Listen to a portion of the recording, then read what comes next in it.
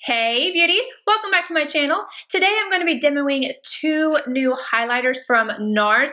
If you watched my VIB recommendation sale and my wish list, I talked about these and how I wanted to grab them. However, they came to Nordstrom like the next day and I went ahead and bought them. I've got Albatross right here and Fort de France. I'm going to be applying both of these so you can see how they look like on the skin, as well as showing you the comparisons to the other palettes that I have.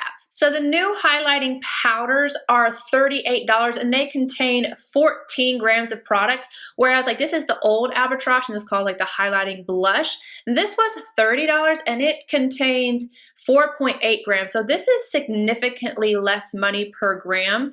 And I like the formula on this so much better. I'm going to show you guys a side by side. I'm putting them on my tattoos as well as on my daughter. But the original Albatross is much more powdery, much more opaque. It can look kind of chalky on the skin, whereas the new one, it's not as opaque. You can kind of see through it and it just has a really nice gold reflect to it that I just think is stunning. Fort de France is a brand new shade. It's kind of like this beautiful champagne, but I wanted to compare it to the other palettes that I have. So in this clip, I have the new Fort de France. Next is the Nars palette Reve sale, Banc de Sable, and then Board de Plage. I just picked the shade that looked the most similar to the Fort de France. Texture-wise, this is very different than those palettes. This is much more sheer, it's not as opaque, and it's much more wearable. It's not going to be a blinding highlight.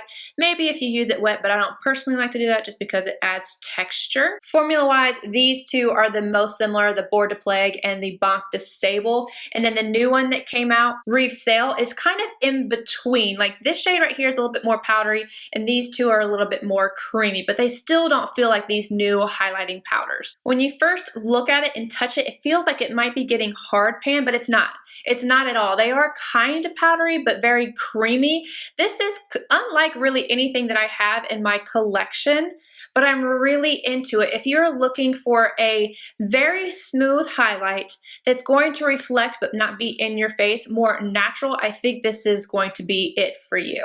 All right, let's go ahead and jump into the demo. I'm going to be putting one highlighter on each side so you guys can see the differences, but I want to talk to you about the brushes.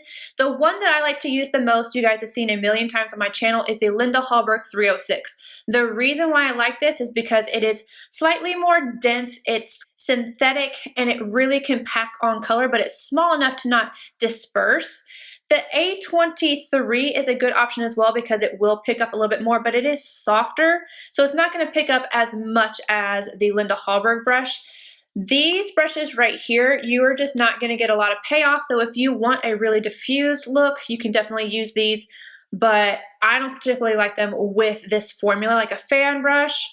This Golden Triangle Delium 787, they're just too fluffy. And then this is another just example of a fluffy brush to use for highlighter. This is the Kylie number 15. I see people use this style all the time. I'm going to show you how they apply with this style and then go in with my Linda Hallberg. On this side, I'm going to put on a Fort de France. So I'm going to take my Sigma fan brush. I've got some on there and I'm going to pop it on. Like obviously you can build this up, but really you're not going to get a lot of pigmentation out of it. So I'm going to go in with my Linda Hallberg 306. You can see it picks up much more product. Can you see that? It just lays it down a lot easier. You don't have to keep going in if you don't want to. So this side is Fort de France. I really like this. It's kind of like see-through. Like when I look straight on, I don't see it as much. You might see it in the camera because it reflects, but you don't see it looking straight on in person.